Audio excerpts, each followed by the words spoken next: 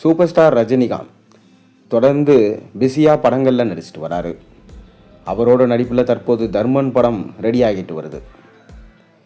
மேலும் தலைவர் 175 படம் தான் ரஜினியோட கடைசி படம் என இணையத்தில் ஒரு வதந்தி போய் கொண்டிருக்கு. அதற்கு ரஜினிகாந்த் இன்னுமே எந்த விளக்கமும் கொடுக்கல.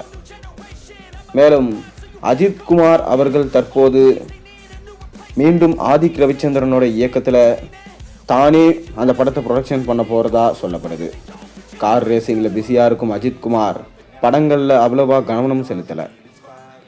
மேலும் முதல்வன் 2 படத்தை எப்படியாச்சும் எடுக்கணும்னு சங்கர் ரொம்பவே கனவு காண்டுட்டு வராரு. ஆரம்பத்தில் அர்ஜுனை வச்சு முதல்வன் 1 படத்தை எடுத்திருந்தாரு. விஜயை வச்சு எடுக்கிறதா இருந்த முதல்வன் படம் கடைசியில் அர்ஜுனை வச்சு எடுத்து பிளாக் பஸ்டர் ஹிட் ஆனது.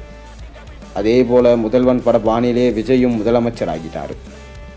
தொடர்ந்து சங்கர் எடுத்த இந்தியன் 2 படம் கேம் சேஞ்சர் படம் சரியாக போகலை. இதனால் அவர் அவுடேட்டட் ஆகி சினிமாவை விட்டு ஒதுங்கிட்டார். இப்படி இருக்க தன்னை மீண்டும் நிரூபிக்க வேண்டும் என இந்தியன் 3 படத்தை எப்படியாச்சும் ரிலீஸ் செய்துவிட வேண்டும் என தொடர்ந்து போராடிட்டு வராரு சங்கர். பிரம்மாண்ட இயக்குனருக்கே இந்த நிலைமையா என அனைவராலும் பேசப்பட்டு வருது. மேலும் முதல்வன் 2 படத்துடைய கதையை ரஜினி மற்றும் அஜித் குமாரிடம் நரேட் பண்ணியிருக்கிறாரு சங்கர். தலைவர் 175 படம் தான் ரஜினிகாந்துக்கு கடைசி படம்.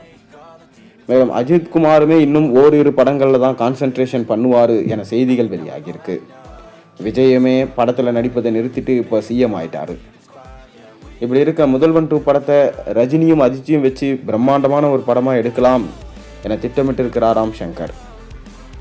ஏன்னா அஜித் மற்றும் ரஜினி அரசியலுக்கு வரப்போவது கிடையாது. அதனால் அவங்கள வச்சு எடுத்தால் எந்த பிரச்சனையும் இல்லை. தொடர்ந்து இந்த படத்துடைய கதையில் 2 ஹீரோ சப்ஜெக்டாக எடுக்க போகிறதுனால அரசியல் பின்னணியில் இருப்பதால் பிரம்மாண்ட பட்ஜெட் இந்த படத்துக்கு தேவையாம். அதனால் இந்த படத்துக்கு ப்ரொடக்ஷன் அஜித் குமாரே பண்ண அதிக வாய்ப்பு இருப்பதாகவும் சொல்லப்படுது. மேலும் ரஜினிகாந்த் அவருடைய நண்பர்களை வச்சு மறைமுகமாக இந்த படத்தை ப்ரொடக்ஷன் பண்ணலாம் எனவும் செய்திகள் வெளிவந்த வண்ணம் இருக்குது. தலைவர் 175ஓட நடிப்புக்கு மூக்கு போட போகிறாரு சூப்பர் ஸ்டார் ரஜினிகாந்த் என செய்திகள் பரவி கொண்டு தான் இருக்குது. ஆனால் இதெல்லாம் உண்மை இல்லை என ஒரு பக்கம் சொல்லப்பட்டு வருது.